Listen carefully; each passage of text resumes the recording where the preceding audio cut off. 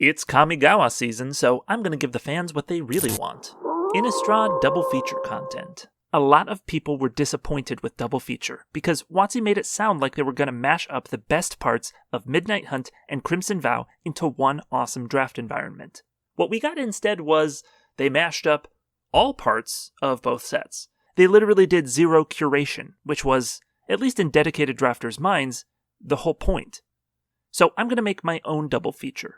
With blackjack and hookers! What would a true mashup look like? This is a fun thought experiment, but it doesn't have to be just that. If you liked these two sets, and you want to be able to draft them together, you can make this into an actual cube. I'm a huge proponent of set cubes. If you don't know how to get started, check out our video on that. The first thing to do is lay out my goals for this double feature. Midnight Hunt and Crimson Vow each had 267 cards in exactly the same rarity ratios. To make this as much like drafting a single set as possible, I want to cut exactly half of them. I also want to roughly maintain the mana value ratios at common and uncommon, so you can get a normal curve in your decks. I want to use roughly equal cards from each set, and lastly, I want to include all 20 main archetypes.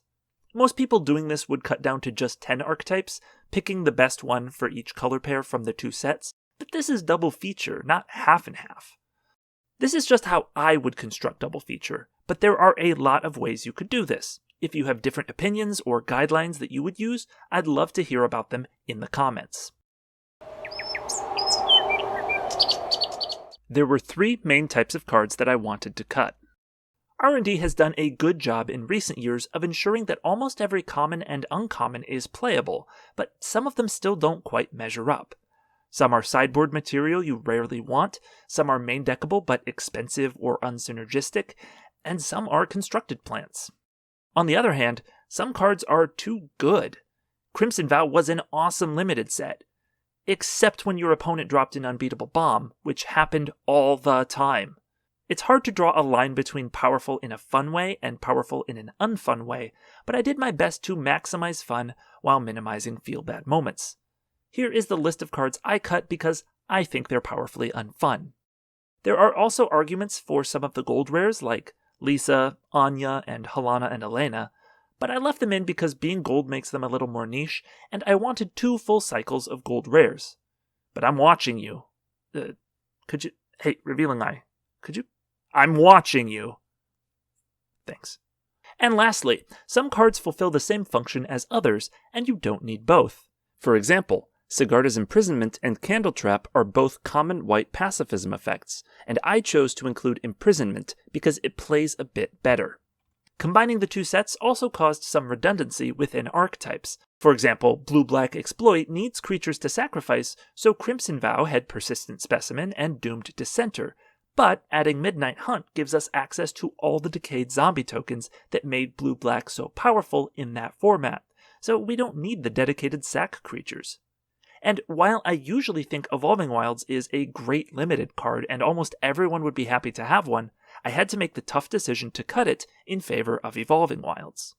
Focusing on these 3 types of cards allowed me to cut down most of the way to 267 without having to dilute any of the 20 archetypes. Now, I say 20, but many of these archetypes are similar between the two sets. In both cases, White-Blue is Spirits and Disturb, Blue-Red is non-creature spells, give or take artifacts, and Red-Green is Werewolves and Eternal Night. For most of these, there's not a strong difference.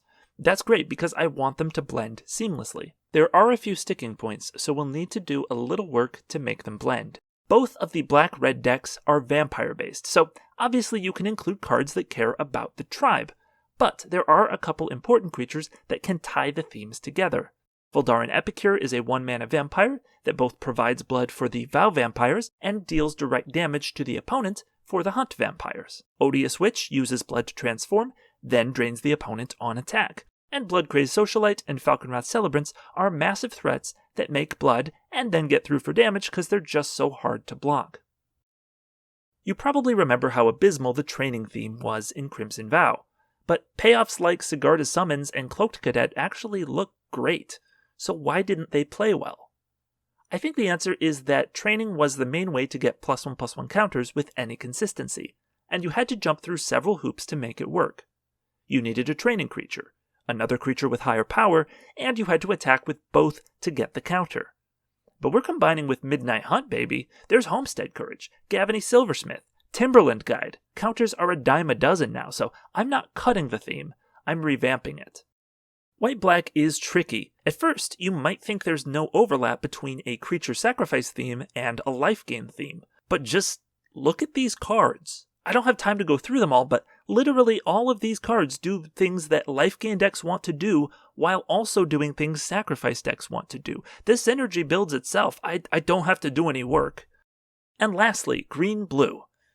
Okay, you got me here. I actually didn't try that hard to integrate these two archetypes.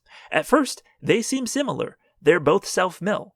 But one is focused on milling creatures, and the other on milling flashback spells, aka not creatures. And you can't do both well in the same deck. So I cut most of the creature mill payoffs, because focusing on non-creature spells plays better with the themes of white-blue and blue-red. Of course, you can still disturb creatures from your graveyard, and I have Dollhouse of Horrors and Reclusive Taxidermist, which reward you for going the creature mill direction. After doing all this, I still had some cuts to make, and many were difficult. I mean, people love Organ Hoarder, so it's an auto-include, right?